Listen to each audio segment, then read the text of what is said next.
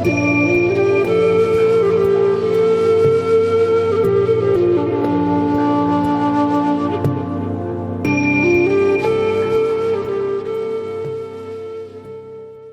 back to the Anxiety Slayer podcast. I'm Shan Vanderleek here with my wonderful friend and co-host Ananga Sivyer.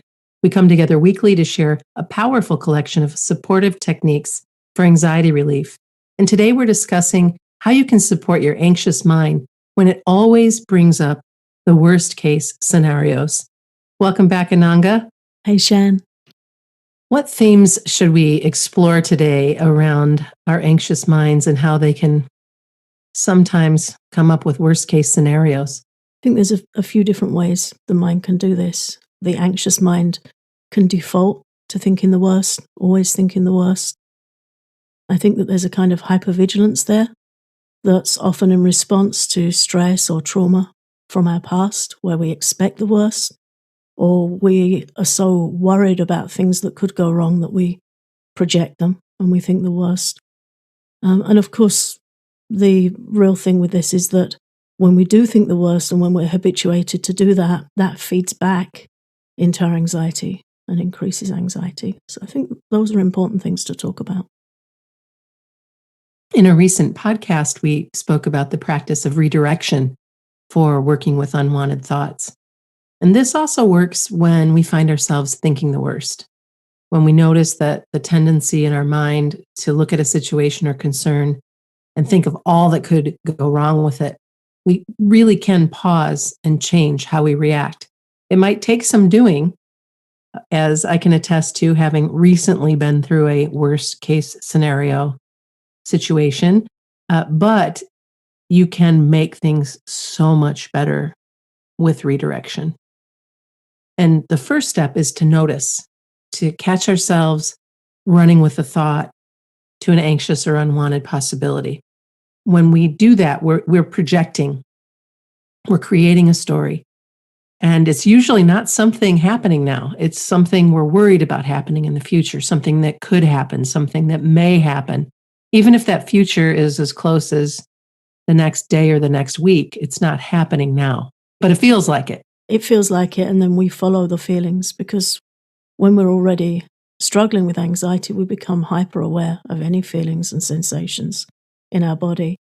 And of course, the body doesn't know the difference between what's fact and fiction, or as we've been talking about recently, mental propaganda.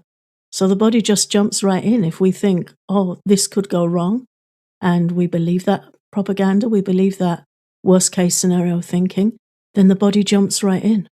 And our heart rate goes up and our breathing becomes shallow and we feel more anxious, which gives us less resilience and less facility to cope with redirecting those thoughts. So it really does become a practice of noticing and redirection when we think the worst about something, to stop and just look at what's happening and not have it be a fact. The trouble with anxiety is that we tend to run so much on autopilot with it. And whatever we're experiencing is the thing, that's the reality, and we just get tumbled over in it. But it isn't. It's a mind that's feeling ungrounded, a mind that's feeling worried. And if we can just stop and look at it and respond differently and make different choices, we can help it. We can help ourselves a lot. For example, when we catch ourselves projecting fear around any given situation, we can support our mind now to release that fear. We can take action to help the mind feel more resilient and steady. And it's just a matter of, again, that awareness of what's happening. Because a balanced mind feels able to meet whatever comes up.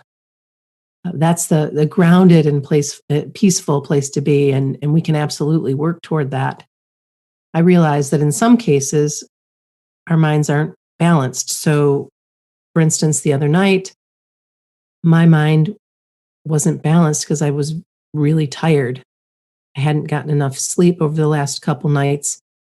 And then a story came into my mind, and I was really concerned and really worried. And being a mama, I was worried about my daughter. Hadn't heard from her. And I was just certain that something bad had happened.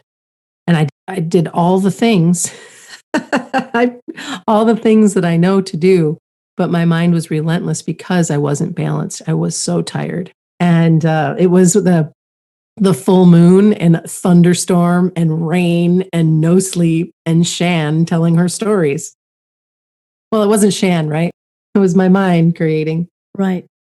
those stories. And I just bring that forward because I did all these things that we're talking about, the worst case scenarios, and my body was stressed. I was so tired.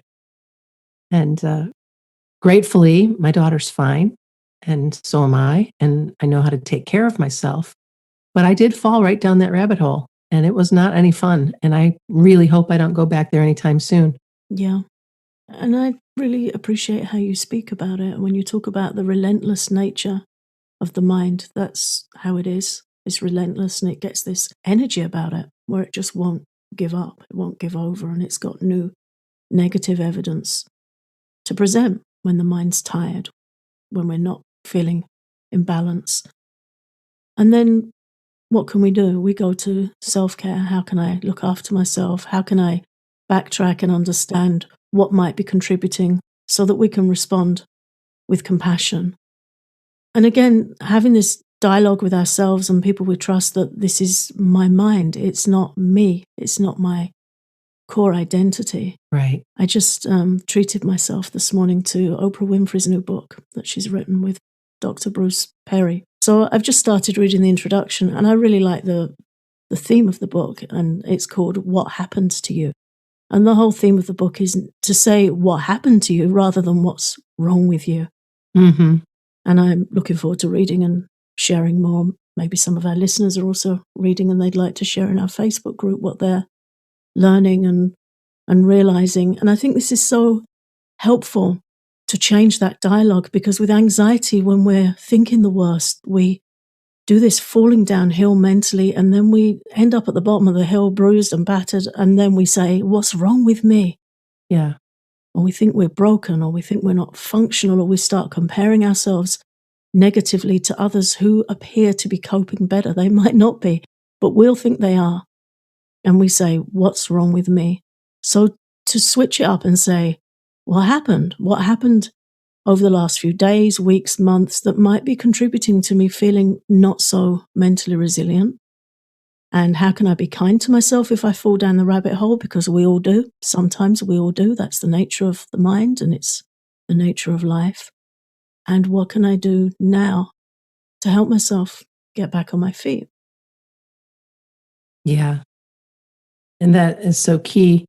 I found that with this recent experience, I was so grateful to be fully supported by my husband, of course, and by my friend Jennifer, who she's a mom. She knows what that feels like. You were celebrating your birthday, so I kindly left you alone.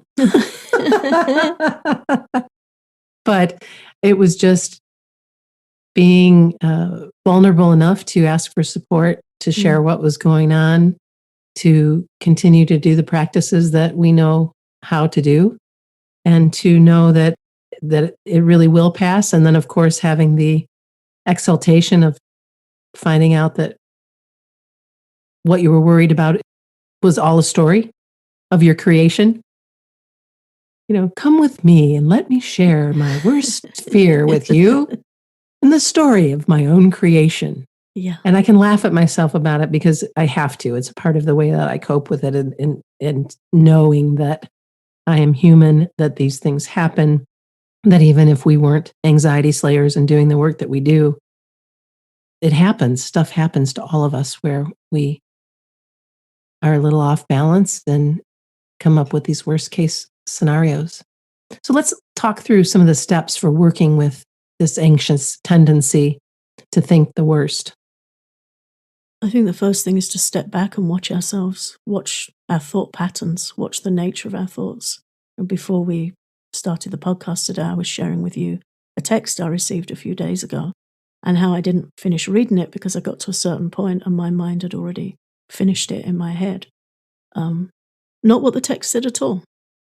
And a text is a short communication, but because I was so tired and we just moved house and I was really quite exhausted from all the things that everyone knows goes with moving, my mind filled in the blank.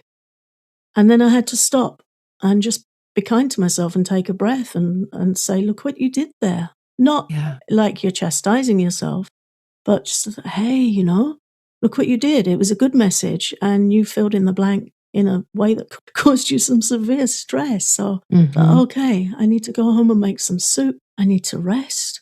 I need to be getting back into my reading things that nourish my mind and steady my mind. So the first thing always, and this is a key teaching of Ayurveda, is to watch ourselves, self-observation, but kind, not the pointy finger. Yeah, without judgment. Yes. Yeah, without judgment. So just to watch for those tendencies and just stop. Hey, I did it again. I filled in the story. I filled in the story with that tendency to think the worst. And again, when we think the worst, the body believes the worst. And so round we go. So it begins with watching, pausing, looking out for those tendencies. And then we have the space to make the change. And also to ask questions about where these thoughts and ideas may come from. Because chances are you can trace it back to something in your childhood or something in your life that perhaps it was modeled to you by a mentor or a parent or teacher. Perhaps it's something that you created to protect yourself. Uh, there's so many things that, where these things could come from. And so, again, as the example of you reading your text and filling in the blank, what might happen if you allowed yourself to take a breath and then read it again to make sure it's what you really understand, that is this true? Is this really what I'm seeing? Or is there more to this type of a thing? Asking those questions if you can in the moment. Because if our mind's unbalanced, it's a little bit harder to ask the questions. Yeah. And again, as so much of what we've been sharing in recent episodes is a practice. It is. It's a practice. So for me, I had to stop and I put my hand on my chest and took a deep breath. And I was in the car and I just said out loud to myself, you see what you did there? Yeah. Okay, there's been a lot going on. It's time to really get back into the active self-care. And then I just asked myself, where did that come from? Yeah. And I knew immediately where it had come from. And it was a belief projected by somebody else. As it often is. Yeah, projected repeatedly from someone else. It wasn't mine at all. It wasn't true. And it was a propaganda story. Right. And then once we look and we respond with self-kindness, then we can move on to doing something that helps. That's the next step. Do we need to take a walk, take some breaths, journal it out, write it out, what we thought, and then write why it's not true? Yeah. My choice was a really good ugly cry. Mm-hmm. Just let it go of all of it, all of the fear, all of the creation story, all of the things, and then take a hot shower and let it all roll off and down the drain, and then retreat to the island of my bed. Yeah. Because I hadn't slept in so long and I was so very, very tired, and it finally felt like, okay, I can rest now. And then later that evening, my daughter and I had a laugh about all of it, and not to take the importance away, not that kind of laugh, because as parents, if you're a parent, or if you're a spouse, or if you just love somebody so very much and your greatest fear is something that could happen to them, then you know what this feels like. And so to be able to also convey that, but also to lighten it up a bit. Mm. And it felt strange to be doing it, but it also felt very healthy to be doing it, if that makes sense. Yeah. And then, of course, another step would be tapping. Tapping helps us to really release our fears and rest and build some resilience. At the time, I was making my statements, even though I'm afraid that something horribly wrong has happened, I love and accept myself. And I could do the words. I could do the clearing statements. I couldn't tap at the time, but I knew that it was better for me to use the words than to not, Mm-hmm. and then build into tapping. And for a while, I was just tapping on my collarbone, Yeah. and just because it felt like too much to go through the whole Yeah. thing. And so I'm certain that people can understand this as well. I know I'm sharing probably a little too much, but being able to just tap on the collarbone and get that fear under a little bit more control was helpful. Yeah. Yeah. And I'm glad you shared that, because that really, for me, that's a 1-point wonder for fear. Yeah. And I share this a lot when I'm working with my clients, is, if you're feeling really freaked out and anxiety feels like it's escalating, we can't always find the words. But the point of the words is to tune us in to what's disturbing us. And if we're that disturbed, it's there. Yeah. We don't need, the radio's tuned in, it's all happening. So to go straight to the collarbone and just tap on that collarbone point and breathe. And if you don't know where the point is, you can find it on our website at anxietyslayer.com/EFT. There's a chart of all the tapping points there. So this collarbone point is on the kidney meridian. And in traditional Chinese medicine, it really has a direct effect on calming fear. Even if you just learn that one point, it's really helpful. And then if there's lots of adrenaline and stress running through our bodies, I find it really helpful to pace and tap and breathe, and just keep going. Initially, your mind may tell you it's not doing anything. Give it a minute or two. And Yeah, it it really helps. does work. It really does help. And then the words and the processing and the journaling, that can all come later once we've de-escalated the fear, once it comes down a notch or 3. Yeah. Yeah. And then, of course, go back to gratitude and stay in gratitude whenever possible. And it's always possible if you really continue to add to your gratitude journal, your gratitude list, your notes in your phone, wherever it is you keep those items that you're grateful for, those people that you're grateful for. Gratitude lifts us up in a way that it's really a gift. Yeah, and such a powerful antidote to anxiety. I think, when we have this projection anxiety is a real thief of the good things in our mind. Mhm. It eclipses the good things in our mind.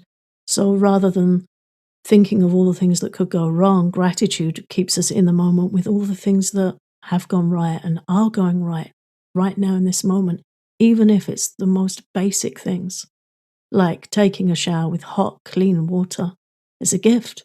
Mhm. To take a grateful shower, to take a grateful nap, a grateful cup of chamomile tea. These are all liberties and gifts, and they antidote anxiety because it becomes mindful. Right. It becomes mindful and it becomes in the moment. And Ananga, thank you in advance for the tapping practice for Patreon that you've recorded that goes along with this episode, because I know that tapping practice will help so many who fall down this rabbit hole of believing the worst case scenarios. Thank you so much for listening to Anxiety Slayer. Ananga and I are incredibly grateful that you come back again and again. And if you love our podcast, please consider exploring our Patreon for loads of Anxiety Slayer extras for calming anxiety, including posts and guided meditations and tapping sessions, popular episodes from our archives, and so much more. You can learn more at patreon.com/Anxiety Slayer.